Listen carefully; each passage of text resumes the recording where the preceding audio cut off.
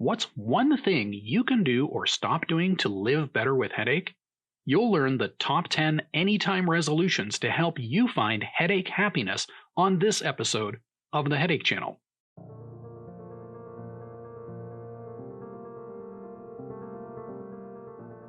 Welcome back to the Headache Channel. I'm Dr. Alexander Krob. I'm a full-time board-certified headache medicine expert, and I've helped thousands of people just like you living with headache live better. On this episode of the Headache Channel, you'll discover 10 promises to yourself, any one of which can help you live with fewer, less severe headaches. And if you stick around to the end of this episode, you'll learn a secret to making it easy. But before we go on, please take just a few seconds to subscribe to the Headache Channel. It's free, and it helps us let YouTube and the rest of the world know that people living with headache matter. First up, commit to exercise. Do you want another reason to commit or possibly recommit to an exercise program? Headache experts, including the American Migraine Foundation, understand that exercise helps manage migraine triggers and symptoms in many ways. Exercise can reduce stress, it releases endorphins, which are your body's own powerful painkillers, it boosts your mood, and it improves sleep. Getting started on an exercise program doesn't even have to be expensive or risky. If you're a beginner, you can start with a 5 or 10 minute walk just once or twice a day, or 10 minutes of yoga. And if you don't know how to do yoga, you can find instructional videos on YouTube, and there are also instructional apps on your phone. Remember that overdoing exercise can actually trigger a migraine, so listen to your body and pace yourself. So, if you're looking for a medicine-free way to reduce how often and how bad your headaches are, this resolution is a keeper. Resolution number 2. Quit smoking. If you're looking for another reason to quit smoking, here's 3. First, tobacco smoke contains chemicals that can trigger a migraine, and nicotine is a trigger for many people with cluster headache. Even the odor of smoke can trigger a migraine in some people. Second, if you smoke, you are more likely to develop or worsen chronic pain, like low back pain, abdominal pain, joint pain, and headache. Research has shown that smoking tobacco increases the awareness and sensation of pain, and people who smoke get less relief from their medications than non-smokers. And third, if you have migraine with aura and you smoke, you're at increased risk for a stroke. The risk is small overall, but for women under 45 who smoke, the numbers become more concerning. If you want the best chances to quit smoking, here's a few tips. Choose a quit date and choose it strategically. Avoid the surroundings and situations that trigger your smoking cravings. And think about an over-the-counter or prescription nicotine replacement. Resolution number 3. Commit to keeping a headache calendar. Using a headache calendar or a tracking app to keep track of your symptoms is one of the most important tools for you and your doctor. Relying on memory alone, the details of headache attacks just fade out in a few days, kind of like your memory of what you had for lunch. Let's say you see your headache doctor every 3 months or so. If you don't keep a calendar, only the past few days stand out in your mind. And if those happen to randomly be the one good week out of 12, you and your doctor could miss the big picture, which is that you need more help. Keeping a headache calendar can also help you find triggers, including food triggers, hormonal triggers, and other triggers. It can show you if your medicines are working for you or against you, and it can make it easier for you to get past insurance obstacles for the newer or more expensive tests and treatments. Keeping a headache calendar doesn't have to be difficult. You can use a wall or a desk calendar, make it one that has pictures of your favorite animals or places that you like to go on vacation. You can also use free downloadable printable calendars like the ones at migrainecanada.org, or you can use an app for your Android or iOS device like Migraine Buddy, iMigraine, and the Canadian Migraine Tracker. I also have lots of patients who just use a spreadsheet. Just remember, there is no wrong way to keep a headache calendar. Choose what's best for you. Resolution number 4. Think about quitting alcohol. Adult beverages like liquor, wine, and beer can be a big part of the spirit of many seasonal and social celebrations. And alcohol in moderation can also have health benefits, but many people with migraine and most people with cluster headache have reasons to avoid or reduce alcohol-containing drinks. First, alcohol directly causes blood vessels to expand, and this triggers cluster attacks in many people with cluster headache and in some people with migraine. The picture is less clear in people with migraine and tension headache, but about 1/3 of migraine sufferers report alcohol as a trigger at least some of the time. Wine, and in particular red wine, is often blamed for migraine attacks, but it's not clear if it's the alcohol at fault. Tyramine, histamine, sulfites, and other compounds that may trigger migraine are found in wine and other adult beverages either naturally or as additives.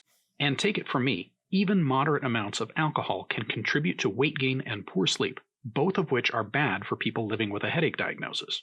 And alcohol may not mix well with medications that are used for headache prevention or acute treatment.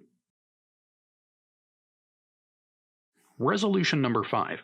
Commit to getting to and staying at a healthy weight. Did you know that being overweight is a major risk factor for headache conditions, including migraine? That's right, carrying those few extra pounds increases your risk for migraine by over 50%. And if you already have migraine, being above a healthy weight can trigger chronic migraine. It turns out that the extra fat many of us carry around doesn't just sit there. Fat cells make inflammatory signals, and being overweight means that your body is in a constant state of inflammation. And it's also a fact that the part of the brain that tells us if we are hungry or full is also the same part that generates migraines. It's the hypothalamus. What's going on in the hypothalamus? Well, one thing is a chemical signal called orexin or hypocretin. Orexin makes us feel hungry, and it helps carry signals that make your brain generate a migraine attack. So, if you're like me and there are a few or even 40 pounds to lose between where you are now and a healthy body weight, now is the best time to start. What's a healthy body weight? That depends on a lot of things, but mostly it depends on how tall you are. The relationship between your height and your weight is called BMI or body mass index, and a BMI of around 20 to 25 is considered ideal by the National Institutes of Health. If you want to know your healthy weight goal, just find an online BMI calculator, enter in your height, and adjust the weight until the result is a BMI of just under 25. Resolution number 6. Quit sugar and simple carbohydrates. Ah, sugar, how sweet it is, but for people living with chronic pain, including migraine and other headaches, sugar can be a sticky situation. Sugar is found naturally in limited amounts in healthy foods like fruits and vegetables, but refined and processed sugar is one of the world's most common food additives. Besides empty calories, extra sugar in your diet can increase levels of inflammation in your body, lowering your headache threshold. Sugars also impair your brain's natural pain control mechanisms by changing levels of endorphins. And high levels of sugar mimic your body's response to stress and increase levels of stress hormones and adrenaline. Also, don't forget it's not just sugar. Simple carbohydrates, including processed grains like flours, turn to sugar almost the moment they enter your body. So, if you have chronic pain, including chronic headache, commit to a diet of fresh, minimally processed foods. Read the labels and steer clear of those added sugars and simple carbs. Resolution number 7. Commit to getting headache help from your doctor. Are your headaches interfering with your life? Do you miss work, school, or other commitments because of headache? Do you feel forced to take medicine to control your headaches so that you can function? If your answer to any of these questions is yes, you owe it to yourself to make an appointment with your doctor to get a diagnosis and a treatment that works for you. So, where do you start? Most of us don't have or need a neurologist or a headache specialist, but almost all of us have a primary care doctor. Here's a couple of tips to help you get the most headache help from your doctor if your doctor is not a headache specialist. First, make your goals clear from the start. When you make your appointment, say something like, "I'd like to talk to the doctor about my headaches." And when the doctor first walks in the room, say something like, "I'd like to get a diagnosis and treatment for my headaches." Second, keep in mind that there's probably not a mystery. If you've been having headaches a long time and they are bad enough to force you to treat them or take a break, they're probably migraine. For more information on how to talk to your doctor about headaches, check out these 2 guides that you can download for free from the American Migraine Foundation. There's also a link in the description below. Resolution number 8. Quit caffeine.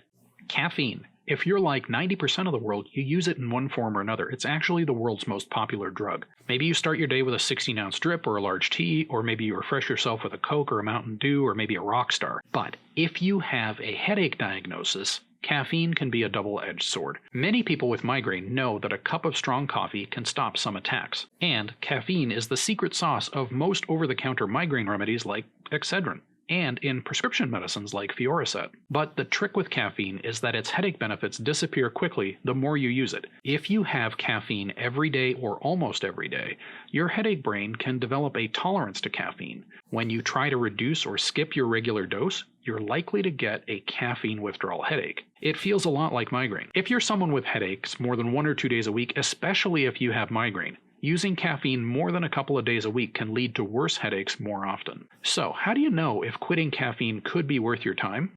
Try it. As strange as it sounds, if your headaches get worse before they get better, you're actually on the right track. Resolution number 9, commit to getting involved. Does it feel like you're suffering alone with no one to help? You are definitely not alone. Severe headache conditions like migraine and cluster headache affect more people than diabetes, and migraine is the most disabling condition of people from their teens to their 50s. There are many great organizations out there trying to help people like you and me get our fair share. These organizations include the American Headache Society, the National Headache Foundation, the Coalition for Headache and Migraine Patients, and Running for Research. So pick your favorite, sign up, support, and make your voice heard. Also, don't forget to like and subscribe to show your support for the Headache Channel here on YouTube and on TikTok. Resolution number 10, quit blaming yourself. Does this sound familiar to you? When people talk to me about their headaches, a lot of the conversation involves self-blame. And it's not just self-blame either, is it? I think a lot of people blame people with headache disorders for their condition. If you have migraine, cluster, medication overuse headache, or another kind of headache condition, know that it's a diagnosis, not a judgment.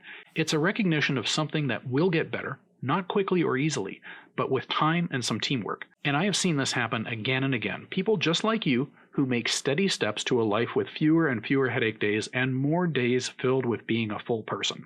To help you make that move, stop spending so much time and energy beating yourself up. So, are you ready to choose a headache happiness resolution? What's the easiest way you can make or break a habit and stay on track? It's not about willpower. According to Professor Wendy Wood of the University of Southern California, willpower is not the driving force behind sustained behavior or change. To make or break a habit, you have to add or remove friction. Friction? What does that mean? Well, first, you can remove 90% of the friction by choosing just one of the goals we just talked about. And choose an easy one.